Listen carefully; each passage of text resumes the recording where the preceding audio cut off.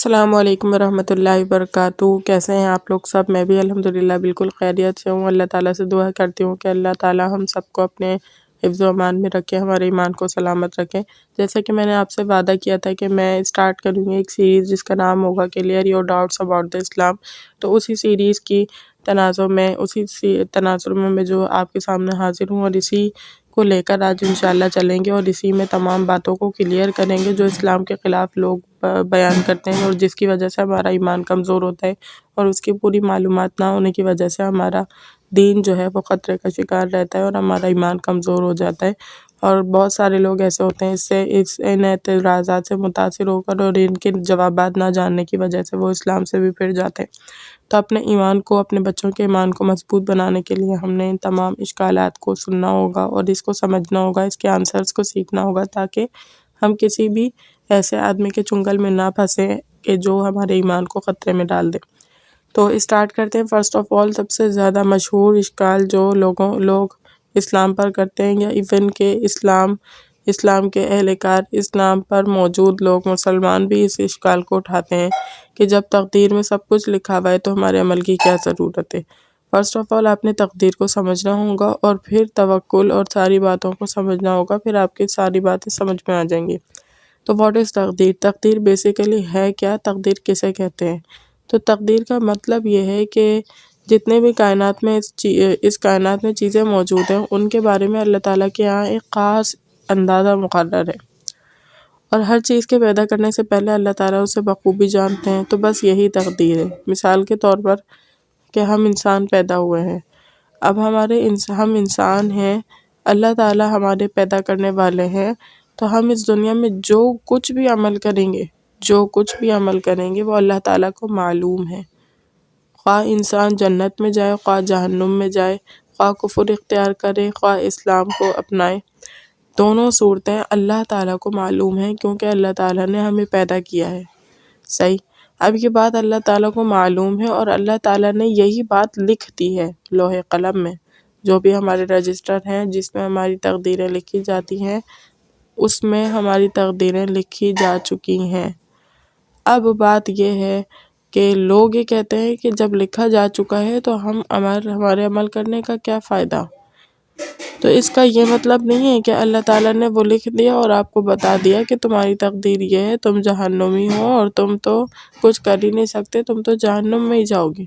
بھئی، آپ نے اپنا عمل کرنا ہے، آپ عمل کرتے رہیں گے، آپ جنتیوں والا عمل کریں۔ آپ صلی اللہ علیہ وآلہ وسلم نے ایک مرتبہ صحابہ کرام رضی اللہ تعالیٰ عنہم علیہم اجمعین کے سامنے جب یہ بات رکھی، تو ان سب نے کہا کہ اے اللہ کے رسول، عمل کرنے کا کیا فائدہ؟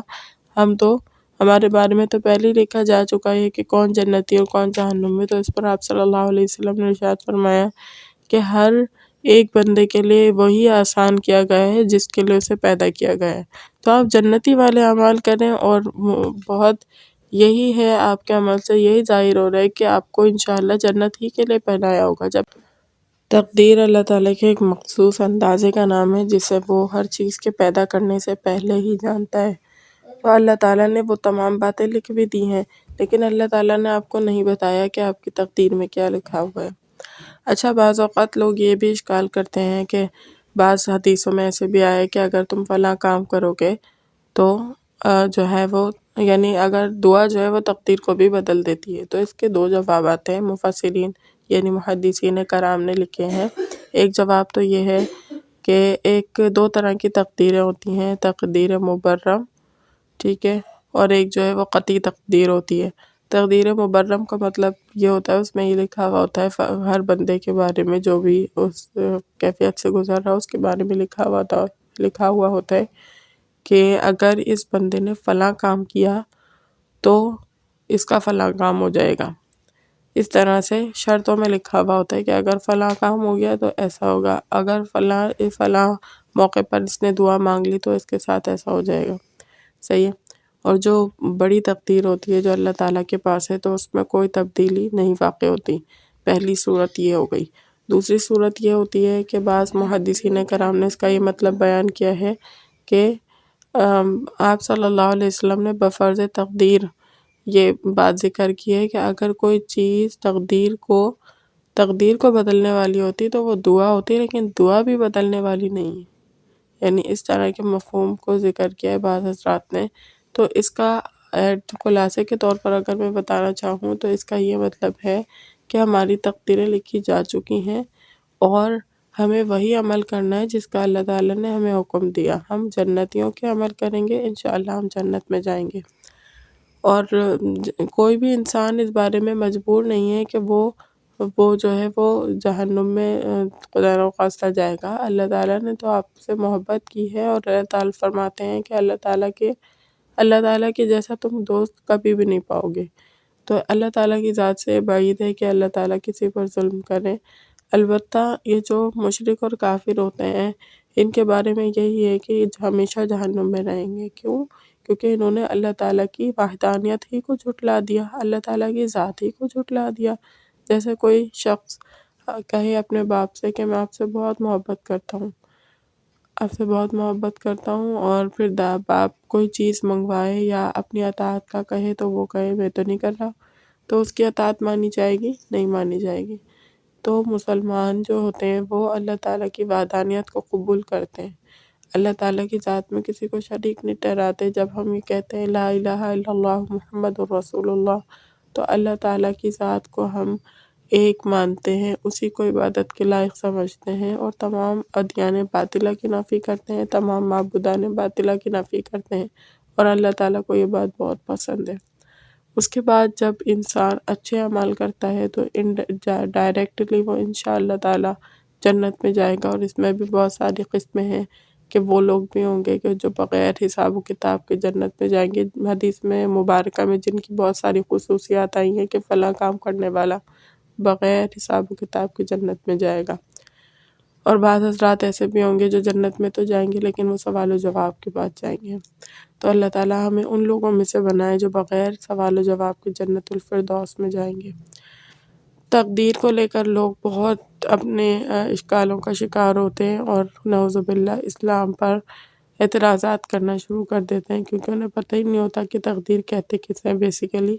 تو تقدیر میں بار بار اس کی تعریف کو ریپیٹ کرنی ہو تاکہ آپ کے ذہن نشین ہو جائے اور آپ اس میں کسی مغالطے کا شکار نہ ہوں کہ تقدیر بیسیکلی اس اندازے کا نام ہے جو اللہ تعالیٰ کو معلوم ہے ہر ایک شے کے بارے میں، اس کے پیدا کرنے سے بھی پہلے، کہ اس چیز کو میں نے پیدا کیا ہے، اس میں نفس بھی رکھا ہے، اب یہ اپنے انجام کے اعتبار سے جنتی ہے یا جہنمی ہے، یہ اللہ تعالیٰ کے علم میں پہلے سے ہے۔ ٹھیک ہے، اللہ تعالیٰ نے کسی کو مجبور نہیں کیا کہ تم جنت کے اعمال کرو، نہ ہی یہ مجبور کیا کہ تم جہنم کے اعمال کرو۔ اور یہ بھی یہاں پر یہ کلیئر کر دوں کہ اگر کوئی شخص جنت میں جائے گا تو وہ اپنے اعمال کی بیس پر نہیں جائے گا، بلکہ وہ اللہ تعالیٰ کی رحمت کی بیس پر جائے گا۔ ایون کہ محمد صلی اللہ علیہ وسلم نے جب یہ بات صحابہ کرام رضی اللہ تعالیٰ عنہم علیہم اجمعین کے سامنے کی تو صحابہ کرام کہنے لگے کہ یا رسول اللہ صلی اللہ علیہ وسلم، کیا آپ بھی اپنے عمل کے بدلے نہیں جائیں گے؟ تو آپ صلی اللہ علیہ وسلم نے فرمایا ہاں، میں بھی اپنے عمل کے بدلے نہیں جاؤں گا، بلکہ یہ کہ میرے رب کی رحمت مجھے ڈھانپ لے۔ تو ہم میں سے کسی کی اوقات نہیں ہے کہ ہم اپنے اعمال کے ذریعے سے جنت میں جا سکیں، بلکہ اللہ تعالیٰ کا محض فضل و کرم ہی ہوگا جس کی وجہ سے ہم جنت میں جائیں گے۔ اور رہی کافر اور مشرک کی بات، تو انہوں نے اللہ کی وحدانیت کو جھٹلا کر اتنا بڑا جرم کیا ہے کہ جس کی کوئی پاداش نہیں ہے، جس کا کوئی خمیازہ نہیں ہے، جس کا کوئی ازالہ ہی نہیں ہے۔ ان لوگوں نے اللہ کی وحدانیت ہی کا انکار کر دیا۔